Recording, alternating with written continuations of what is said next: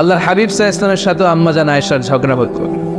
মজার একটা হাদিস শোনেন, সহিহ বুখারীর হাদিস, মুসনাদ আহমদ ইবনে হাম্বলও এসেছে এই হাদিসটা। আম্মা জান আয়েশার সাথে ঝগড়ার পর আম্মা জান আয়েশাও রাগ, আল্লাহ রাসূল সাল্লাল্লাহু আলাইহি ওয়াসাল্লামও রাগ। এখন রাগ মিটানোর দরকার আছে না নাই?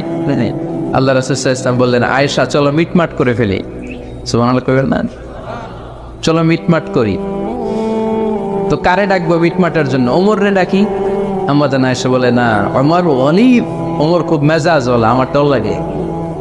তোমার আব্বারে ডাকি। আব্বারে ডাকে, আব্বারে ডাকেন। খুশি হয়ে গেছেন আম্মা জান আয়েশা রাদিয়াল্লাহু। আবু বকর রাদিয়াল্লাহু চলে আসলেন, দাঁড়ালেন।